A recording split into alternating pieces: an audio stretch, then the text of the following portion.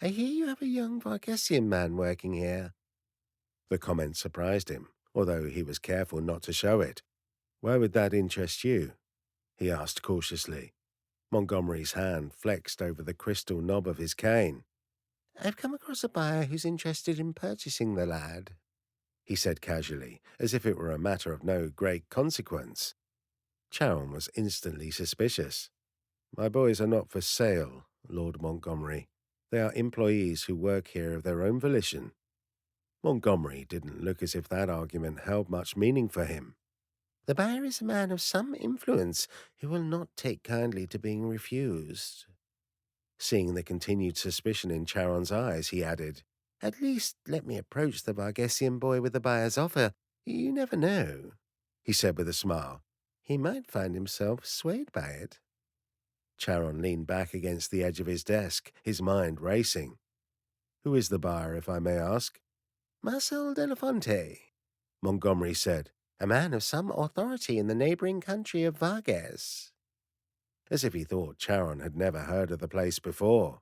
He's looking to purchase a boy that he can bring into his home and take care of, who would be willing to offer sexual services in return.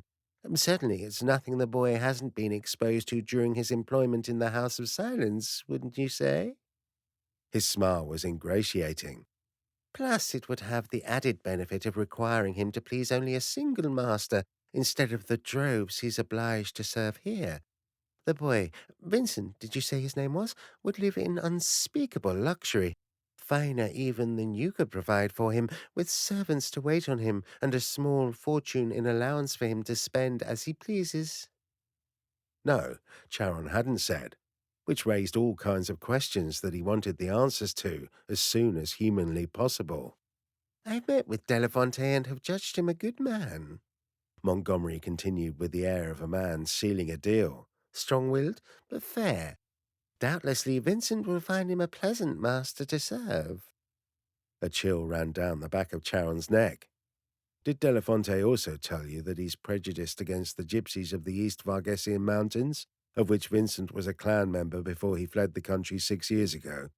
He likes to have them arrested under false pretenses and beaten, raped, chasing them out of his cities with fear and spreading terror among their population.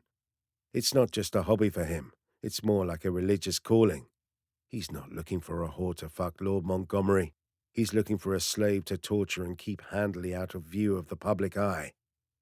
The expression on Montgomery's face was mild, suggesting that this news did not come as a surprise to him. In any case, it is the decision of people much higher than you or I that this man be appeased. I ask that you let me talk to the boy and see what he has to say about this. I refuse, unequivocally. The safety of his boys was paramount to him, and he was not about to give Montgomery the chance to spin some appealing lie to draw Vincent into the trap that was waiting for him. Montgomery looked angry at that. Please consider this course of action very carefully, Mr. Marque. Is it really worth throwing everything you've worked so hard for away, all for the sake of a whore?